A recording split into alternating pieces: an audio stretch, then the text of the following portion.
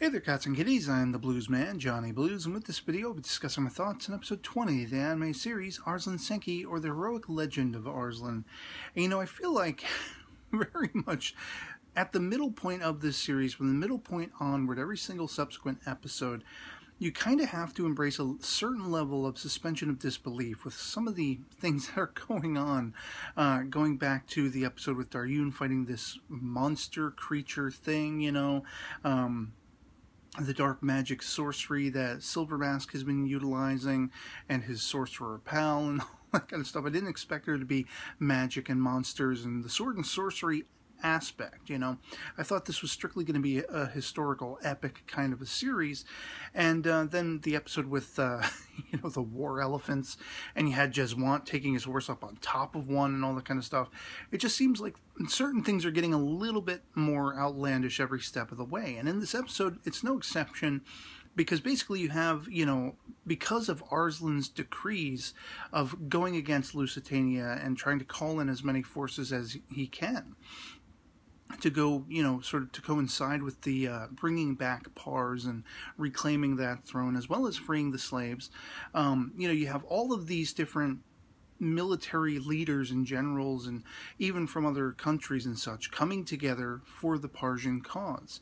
But this episode largely focuses on the return of the character Etole, which it's very interesting how this character is brought back in. He basically decides to sneak into Peshawar as a female, you know. I mean, it's interesting that the voice artist is a female anyway, doing the young man, you know, voice and everything, which is a trope in most animation and anime and such.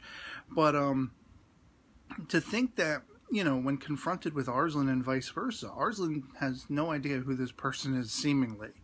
And I have heard from people that they're not too happy with how long it seems to be taking Arslan to find his footing.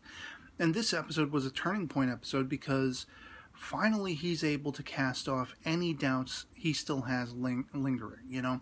He has had to be forthright and be commanding. He has had to set aside whatever reservations he has, because he's got to be the dutiful leader. He's got to lead by example for the benefit of his subjects, even those most closely knit to him, you know, Narcissus and Daryun and the people surrounding him.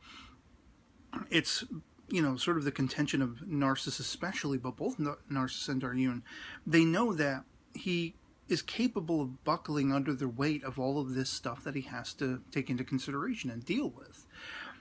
And Arslan is putting up a pretty damn good show of, you know, keeping to his strength and keeping himself quiet. But it's not as though he isn't moved to a level of uncertainty because of everything that's going on with Silver Mask Hermes and his supposedly more rightful, you know, being the heir to the throne and everything. And so you have Arslan, there is some discussion and some worry, you know. And Giev is kind of the proponent of bringing this up, but Narcissus agrees with him. The idea that could Arslan, you know, basically do all this fighting, try to fight to get the throne of Pars back for himself in a sense, but because he's feeling maybe I'm not worthy, maybe I'm unworthy to the task, and the better leader, you know, in terms of military and in terms of logistical, you know, I mean, he goes to Narcissus every step of the way whenever he wants to make a decision. Silver Mask doesn't seem to have a vizier of that, you know, capacity. It seems like he's more commanding and able to make his own choices. But, you know, Arslan is basically moved by the idea, at least there's the inkling, and there's the inkling of worry in the others, that perhaps he could give the throne to Hermes, you know, who he sees as the more befitting commander and leader and king and all that kind of stuff.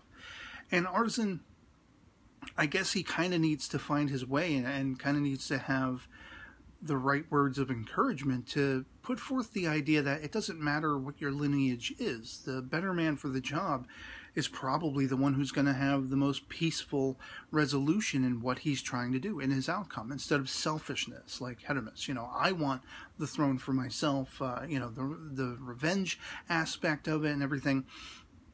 But, of course, there is more going on. There are multiple shades, if you will. It's not just all black and white. There are shades of gray as far as who should ascend the throne. But, you know, what Arslan needs to realize is you're no lesser of a person for going to Narcissus, for going to Daryun, for depending on these others to help you formulate your decisions. It's like the captain of, you know, a naval vessel or something like that. You have hundreds of troops. You have the sort of, you know, fodder, the soldiers who will be the fighters. But you have a command crew. And that command crew, to better allocate your decision making, you go to those people and you know, converse with those people. And you try to broaden your understanding and your perspective based on other people's perspectives and everything like that.